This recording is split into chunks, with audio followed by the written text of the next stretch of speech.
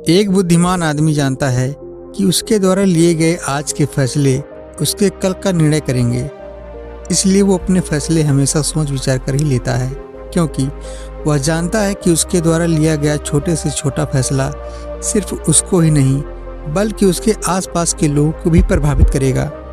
हमारा जीवन किस प्रकार का होगा ये सिर्फ हमारे सोचने के नज़रिए पर ही निर्भर होता है। उदाहरण के लिए एक छोटी सी कहानी सुनिए। एक बहुत ही गरीब आदमी था। उसके पास कुछ भी नहीं था, न उसके पास धन था। उसके माता पिता अंधे थे और उसकी कोई संतान नहीं थी। ऐसा प्रतीत होता था कि पूरी प्रकृति का कहर उसी पर टूट पड़ा हो। अपनी परिस्थितियों से तंग आकर वह पहाड़ों में तपस्या करने के लिए चला जाता है। बहुत सालों तक तपस्या करने के बाद भगवान उसको दर्शन देते हैं। उससे कोई भी वरदान मांगने के लिए कहते हैं। अब यहीं पर सबसे बड़ी अड़चन खड़ी हो जाती है। वरदान उसे एक मांगना था, लेकिन इच्छाएं उसकी 3 थी। वह अपने माता पिता की दृष्टि भी चाहता था, वह धन भी चाहता था और अपने लिए संतान भी चाहता था। अब उसे समझ नहीं आ रहा था कि वह भगवान से क्या वरदान मांगे।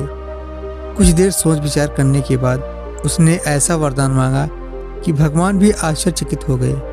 उसने भगवान से कहा कि हे परमात्मा, मैं चाहता हूँ कि 3 महीने बाद मेरे माता पिता मेरे बेटे को सोने के थाल में दूध पीता हुआ देखें। अब इस एक वरदान में उसकी तीनों इच्छाएं पूरी हो गईं। उसके माता पिता की दृष्टि भी आ गई, उसके लिए धन भी पर्याप्त हो गया और उसकी संतान भी हो गई। हालांकि कहानी काल्पनिक है, लेकिन इसे सीखने को यही मिलता है कि हमारे लिए गए फैसले हमारे पूरे जीवन को किस प्रकार बदल सकते हैं। लेकिन सवाल यह है कि क्या कोई ऐसा तरीका है जिससे हम सटीक फैसले लेने सीख जाएं, जिससे हमारे जीवन में कोई गलती ना हो और हमारे द्वारा लिए गए किसी भी फैसले पर हमें कभी भी पछताना ना पड़े। तो इन सब सवालों के जवाब आपको इस कहानी में मिलेंगे।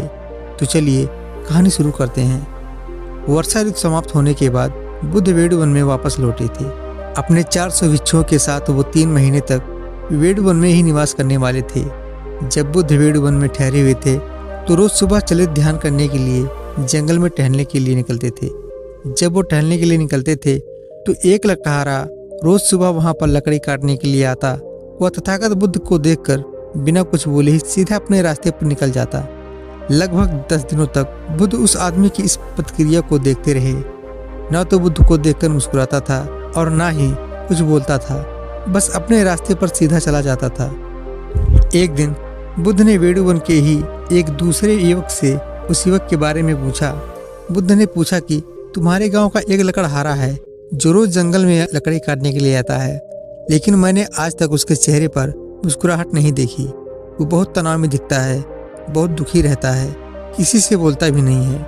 ऐसा उसके जीवन में क्या हो गया, क्यों इतना दुखी रहता है? उस युवक ने कहा कि तथागत, आप क्या, हमने भी आज तक उसके चेहरे पर कोई मुस्कुराहट नहीं देखी। और मैंने तो क्या, गांव के किसी भी युवक ने, किसी भी आदमी ने उसके चेहरे पर कभी कोई मुस्कुराहट नहीं देखी कि उसका चेहरा हमेशा मुरझाया हुआ रहता है, वह तनाव में रहता है। जब उससे कोई बात करके उसके तनाव का कारण पूछने की कोशिश करता है तो कोई कारण भी नहीं बताता। बुद्ध ने उस युवक से पूछा कि क्या उसके परिवार में किसी की मृत्यु हो गई है? तो इस पर उस युवक ने मना करते हुए कहा कि नहीं तथागत, उसका परिवार तो भला चंगा है, उसके परिवार में तो सब लोग हैं।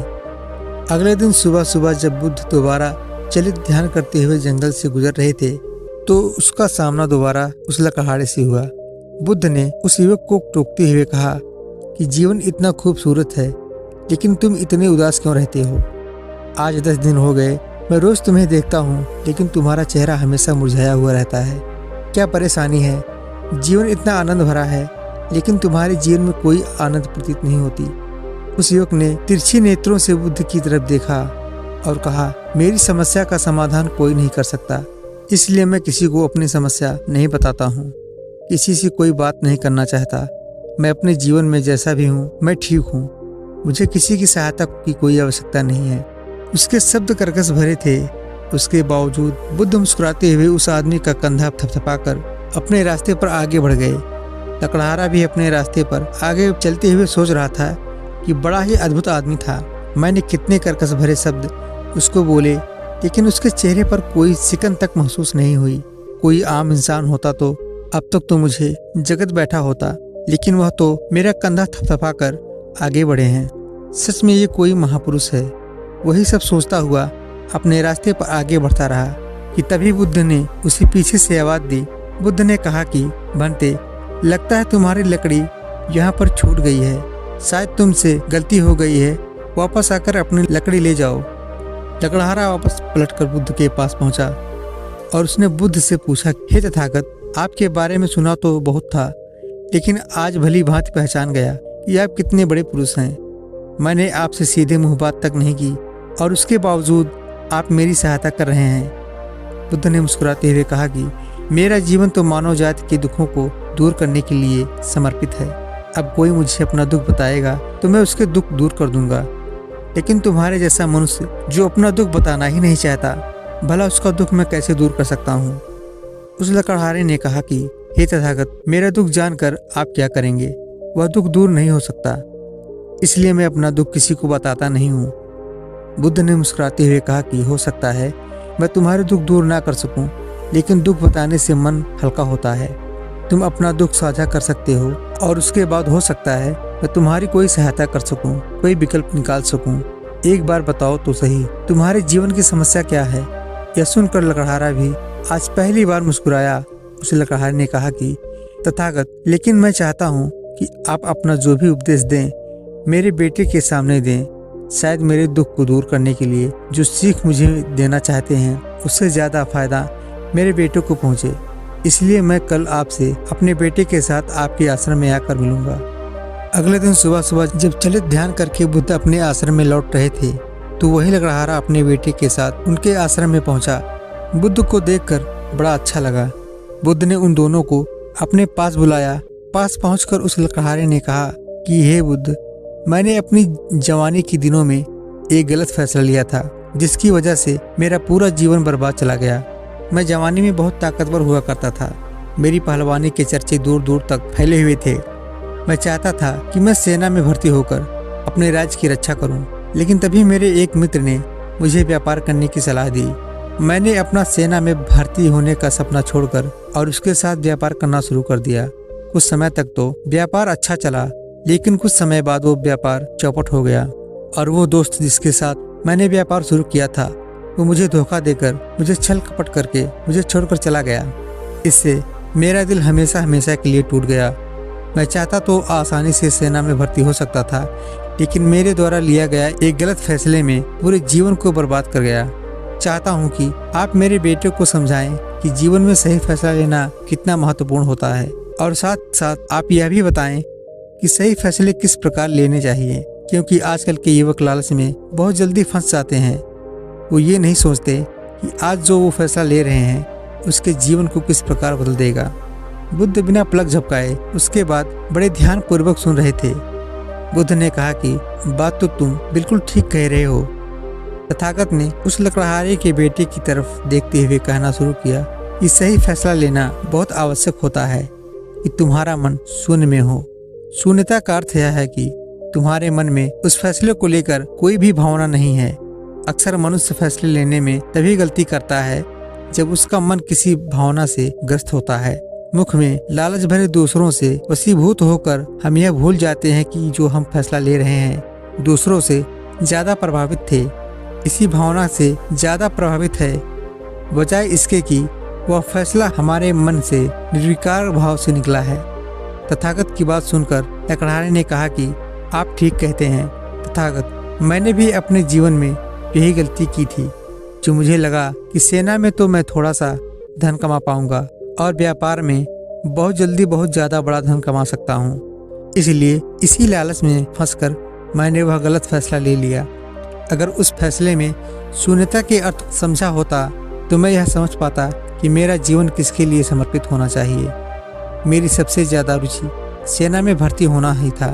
लकड़हारे ने तथागत से पूछा कि हे तथागत, कि मन को शून्यता में जाना इतना आसान कहाँ होता है? अपने मन को शून्यता में किस प्रकार ले जाएं जिससे कि हमें अपने अंदर की आवाज़ सुनाई दे। सही फैसला अपने आप हमारे अंदर से निकल कर आए। तथागत ने इसका उत्तर देते हुए कहा, ठहराओ, जब भी हम जल्दबाजी में कोई फैसला लेते हैं तो फैसला हमेशा दुखदायी होता है। अपने आप को समय दो, ठहर जाओ, जल्दबाजी मत करो, क्योंकि यह समझो कि जो फैसला तुम लेने वाले हो तुम्हारे पूरे जीवन को प्रभावित करेगा, और सिर्फ तुम्हारे जीवन को नहीं, तुम्हारे आसपास के लोगों के जीवन को भी पूरी तरह से प्रभावित करेगा। जब तुम पूरी मानव जाति की भलाई के लिए सोचते हो, कोई फैसला गलत हो ही नहीं सकता। फैसले गलत तभी लिए जाते हैं जब हम स्वार्थी होकर वह फैसले लेते हैं, जब हम सिर्फ अपना फायदा देखते हैं। लेकिन जब हम पूरी मानव जाति के कल्याण के बारे में सोचते हैं तो उस मानव जाति में हमारा परिवार भी आ जाता है, जो हमारे आसपास रहते हैं। इसलिए जब तुम पूरी मानव जाति के बारे में सोचोगे तो तुम्हारा फैसला गलत नहीं होगा, बल्कि वो फैसला तो सुख देंगे। लेकिन अगर तुम अपने आप को ही केंद्र में रखोगे तो तुम सत्य को कभी देख नहीं पाओगे। बुद्ध ने सही फैसला लेने के लिए दूसरा तरीका बताते हुए कहा कि रात में सोने से पहले अपने बिस्तर पर लेटे लेटे अपने अवचेतन मन को कोई संदेश दो कि तुम किस समस्या में उलझे हुए हो। लेकिन याद रखना कि इस समय तुम्हें कोई निर्णय नहीं लेना है, बस अपनी समस्या के बारे में सोचना है, और अपनी समस्या के बारे में सोचते सोचते ही तुम सो जाना, और उसके बाद वह समस्या तुम्हारे अवचेतन मन तक पहुंच जाएगी, और पूरी रात तुम्हारा अवचेतन मन उसी समय ईर्ष्या पर काम करता रहेगा। और जब तुम सुबह उठोगे तुम्हारे मन से अपने आप निर्णय निकल कर आएगा, जो सही होगा, तो सर्वमान्य होगा, जो हमारे जीवन को एक नई दिशा देगा। यह प्रक्रिया बहुत आसान है। अगर एक दिन में परिणाम नहीं मिल रहे तो कुछ दिनों तक अभ्यास करो। जरूर अपने आप अंदर से कोई ना कोई फैसला आएगा जो तुम्हें संतुष्ट भी करेगा और जो पूरी मानव जाति के कल्याण के लिए भी होगा। मेरा तरीका बताते हुए बुद्ध ने पूछा, तुम मुझे यह बताओ कि एक न्यायाधीश किस प्रकार अपना फैसला लेता है। लकड़हारे ने कहा कि तथ्यों के आधार पर। बुद्ध ने कहा कि तुम्हें भी अपना फैसला न्यायाधीश की तरह लेना है। अपनी समस्या के बारे में सारे तथ्य जुटा लो, हर पक्ष देख लो, अच्छा पक्ष भी देखो और बुरा पक्ष भी देखो। ये देखो कि तुम्हारे लिए गए फैसले से अच्छा क्या हो सकता है, और साथ ही साथ यह भी देखो कि बुरे से बुरा क्या हो सकता है।